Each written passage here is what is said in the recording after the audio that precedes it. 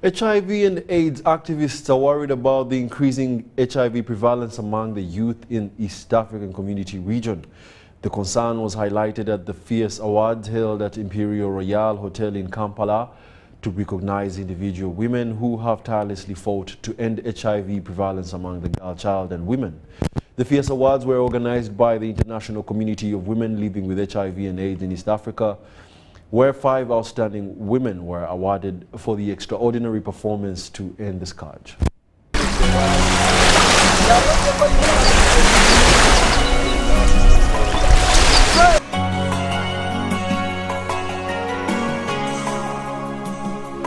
Out there somewhere, alone and frightened, oh the darkness, the days are long.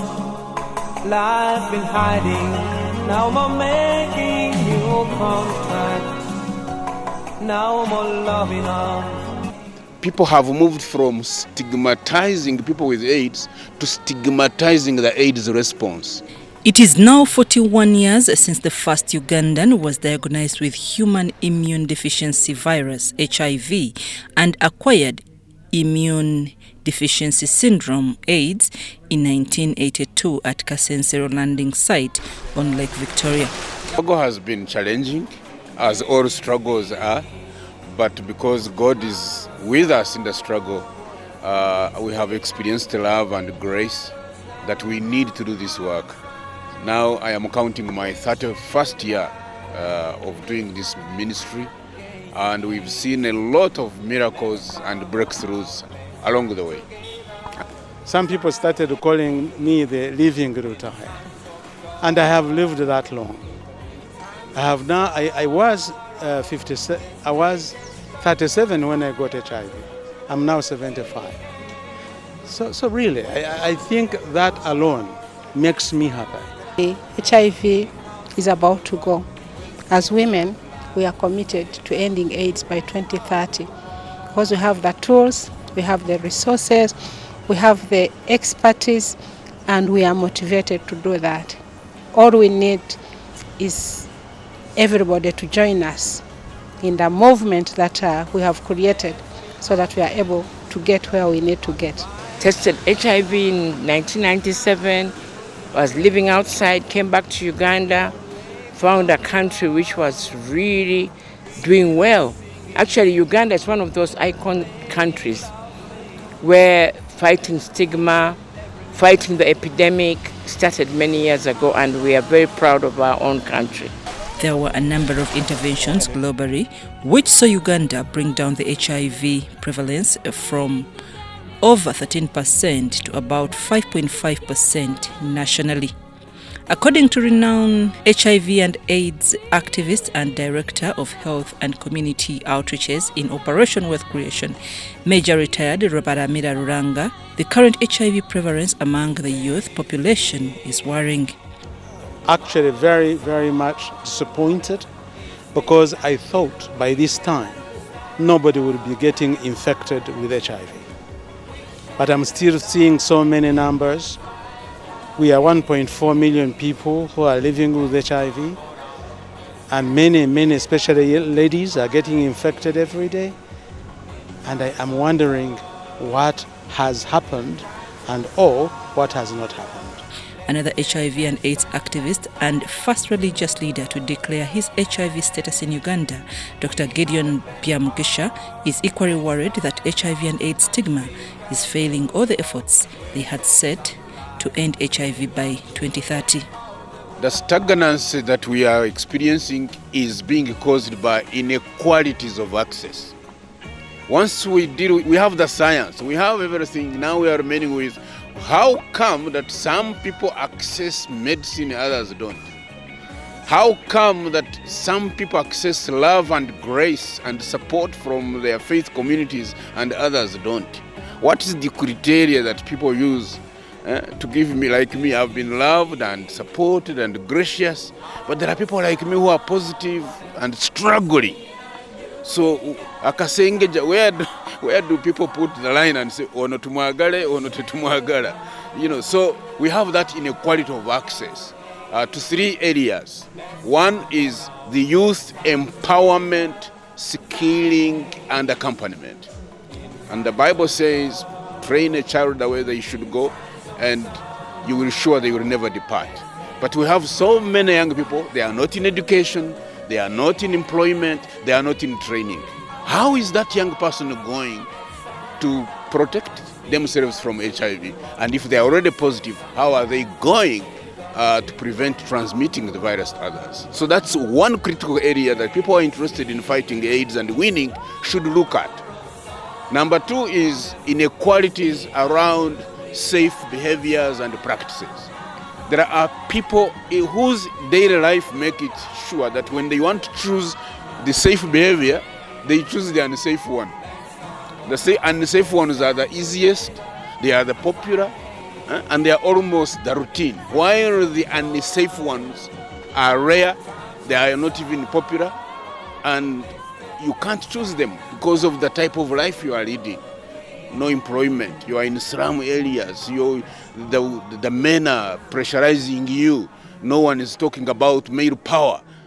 So you are in that situation where you can't do otherwise than transmit or get the virus. So people have to look at that. Access to treatment. We have 200,000 people, they are positive, they are not in treatment. Where are they? Why are they not on treatment? What is happening to their life? And there's those who are on treatment because of the stigma and the discrimination that still exists. They cannot adhere on treatment. So we could really do better if we focus on those 3 areas. HIV/AIDS prevalence, according to UNAIDS data, is rising exponentially among adolescent girls and women than men. Lilian Moreko is the convener of the East African Fierce Awards and founding member of the International Community of Women Living with HIV East Africa. HIV still has a female face, and now the face is strange that we are talking about a face of an adolescent girl and young woman. That in Uganda, for example, 570 adolescent girls and young women get infected weekly. Unacceptable numbers. Why we need to really put on our shoes, to put on our boots, and make sure that we reach that last mile.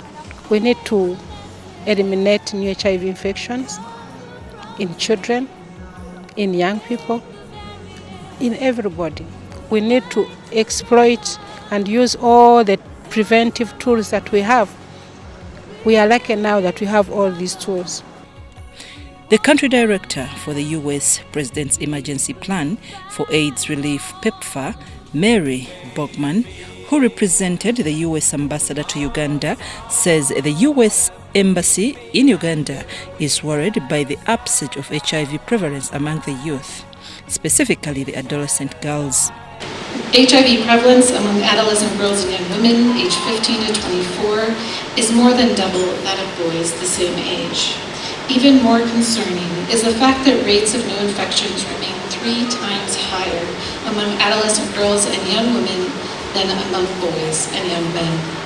Girls and women are at increased risk of HIV infection, both due to their biology as well as complex social dynamics. The U.S. government recognizes that a healthy population is the foundation for a country's social and economic development. Therefore, every year we invest over $500 million in Uganda's health sector, the bulk of which goes to supporting HIV programs through PEPFAR and activities to support HIV programs. The day's events were under the theme Recognizing Your Contributions, Inspiring Young Women Leaders. The 5 awardees included Uganda's Millie Katana, Kenya's Dorothy Onyango, Tanzania's Rustika Banzi, Rwanda's Charlotte Kuradusenge, and Burundian lady Marie Nsabimana. I would like to thank ICW East Africa. You've gotten me from my retirement, and I would like to use this award to focus on 2 things: economic independence for women and girls, and sustainable healthcare. I totally believe without those two, our victory will be washed away. The award ceremony was attended by various dignitaries from EAC region who believe the struggle to end HIV and AIDS still need a lot of effort and goodwill. The fact is, it is unfortunately still holding the face of a woman. HIV is mostly considered to affect women more than men. Even right now, young women are still highly affected with HIV as compared to men. However, we push to ensure that women are knowledgeable. We push to ensure that there's prevention. We push to ensure that everyone knows that HIV is not just a woman. HIV affects everybody, and we push to ensure inclusivity in terms of looking at the virus, not just centering it to one person, but we need to also be honest and say that mostly women are affected by HIV. You feel the gap you complete under the innovations you have led. You have been leaders. If there was no civil society, some of the spaces will not be occupied now. But it's because of your fierceness and your boldness that you have stretched our routine, and we're enjoying some of the spaces we're enjoying, and some of the innovations we are really initiated and led by you. The Uganda AIDS Commission is still committed to working with positive women, and most especially working with young people. So young positive women, we have really, this is not once, we have shown our commitment to work with you, leverage your potential, and when there are opportunities to build your capacity beyond what is provided by your mentors, you will agree with me that we have invited you to benefit from that capacity building so that you can play your well-intentioned cause. The fierceness can be felt because there's so much work that still needs a fierce woman, and even a fierce man. We recently completed our modes of transmission study. It shows the young women, the young woman is still greatly disadvantaged. So with this fierceness, with this new momentum, let's go, let's march and finally work together and finish AIDS and AIDS as a public health threat by 2020. Being a younger lady living with HIV, it is hard, especially when you're not accepting yourself, when you don't know there's a future for you. And the moment you know that you're affected, it's like you put yourself in a box where nobody can open and see what is beauty inside that box. But I thank God that I was able to come out of that box, to see beyond what is out of the box. I work with the journey of young women and girls living with HIV. I go to health centers to find out who are they and if they are accepting themselves, help them to walk through life. And also as a businesswoman, I help them to grow financially so that they will come out for themselves and stand. Because also being financially stable also makes us being not who we want to be. I'm Navka Farida and Douglas Setumba.